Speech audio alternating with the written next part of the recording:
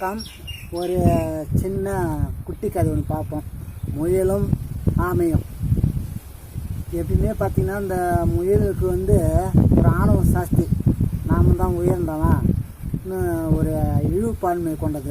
அது ஆமையும் முயலுக்கும் ஒரு நாள்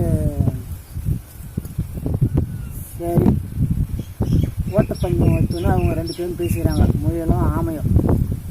அப்போ என்ன நடக்குதுனாக்கா, ஆமை சீராக போகும், முயல் தான் வேகமாக ஓடுமே. எல்லாருக்குமே தெரியும்.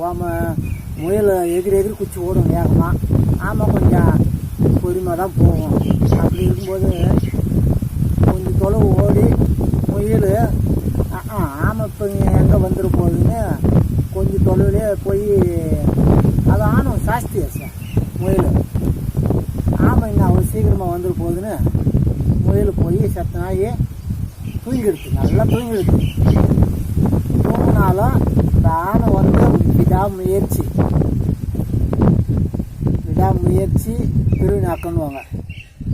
நம்ம யாருமே எடை போட்டுக்கூடாது. அது சீக்கிரமாக இவங்க இப்படி இருக்கிறாங்களே அவங்க அப்படி இருக்கிறாங்களேன்னு நம்ம எடையே போடக்கூடாது.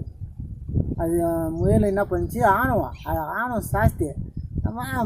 ஆமை எங்கே போய் சீக்கிரமாக வந்துட்டு போகுதுன்னு போய் கொஞ்சம் தொலைவு போய் தூங்கிடுது.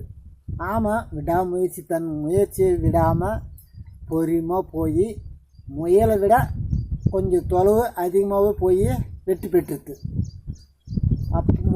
முயல் பார்த்தது நடது, ஆமை ஜெயிச்சிட்டு நம்மளால் ஜெயிக்க முடியாதானே.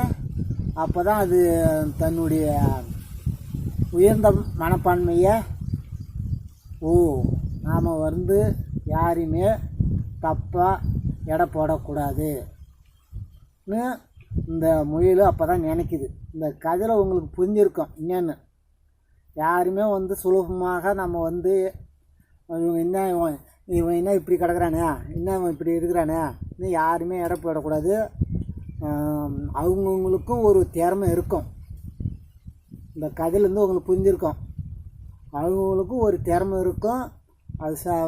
அதனால இவன் இப்படி கிடக்குறானே அவன் அப்படி கிடக்குறானே யாருமே ஆளை பார்த்து எடை போடாதீங்க. எல்லாருக்குமே ஒரு திறமை இருக்கும். இவன் இப்போ இழிச்ச வாயம் போலக்கிறான், அவன் நம்ம ஏறி மேய்ச்சிருவோம் தான் நினைக்கக்கூடாது. இந்த ஆமையும் முயலும் கதையை பிடிச்சிருந்தா எனக்கு ஒரு லைக் கொடுத்துட்டு ஒரு கமெண்ட் பண்ணிட்டு ஒரு ஷேர் பண்ணி மட்டும் நீங்கள் போங்க. உங்களுக்கு புண்ணியமாக இருக்கும். நன்றி.